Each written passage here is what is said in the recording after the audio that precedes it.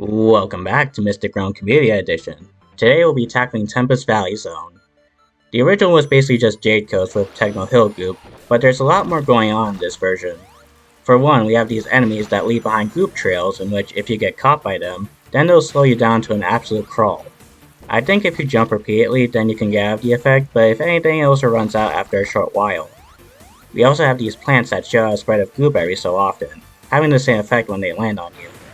With both of these things in mind, you'll have to be mindful when traversing through the level.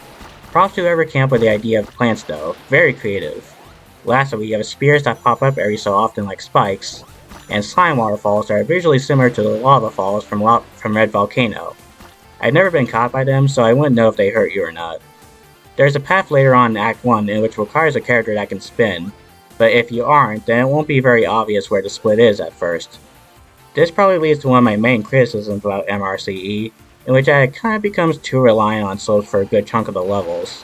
And paired with a more open level design, it makes the levels feel bigger than they really should be. Not to mention the areas in which are confined enough to where you'll most likely hit a wall when you try to go fast, seeing that this mod heavily encourages that you do. You could make the argument that vanilla SRB2 is the same way, but I sort of feel like vanilla SRB2 balances speed and platforming well with the space the levels are given. But anyway, this act also merges some of the second act from OG Mystic Realm.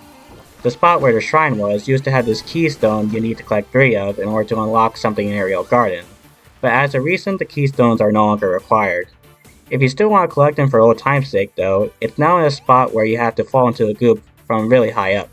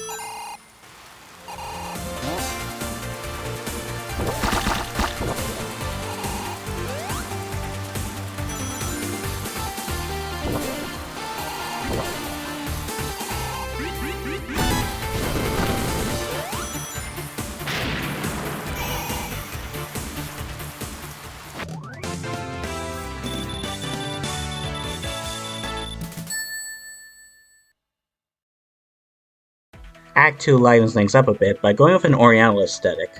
On top of the things you have to deal with in Act 1, you now also have to deal with the swinging spike balls, crushers, and these Chinese lanterns you can bounce off of like the balloons from Carnival Nights.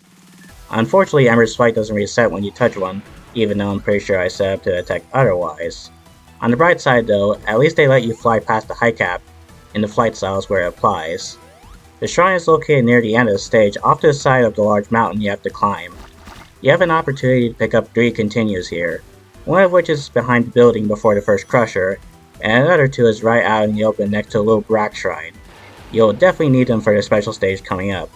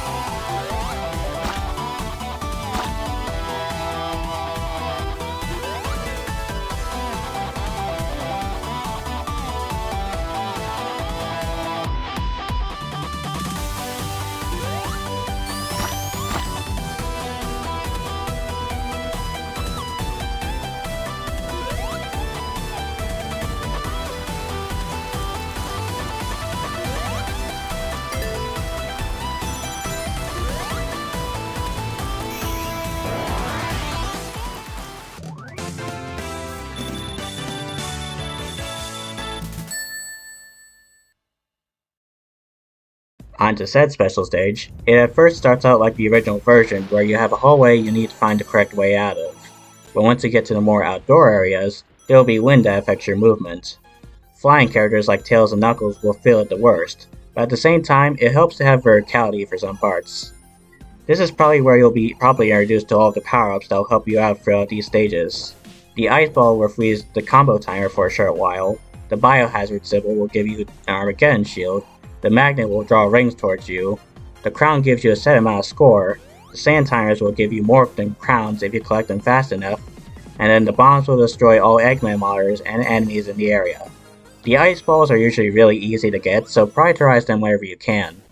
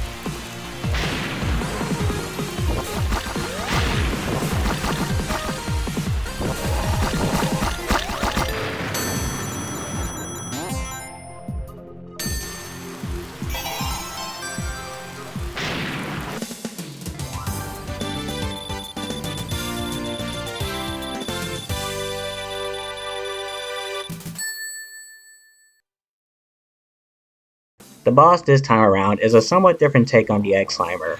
He behaves like he's permanently in Phase 2 where he bounces around and shoots a spread of slime, but now he has a little shield you have to get rid of before he can actually take damage.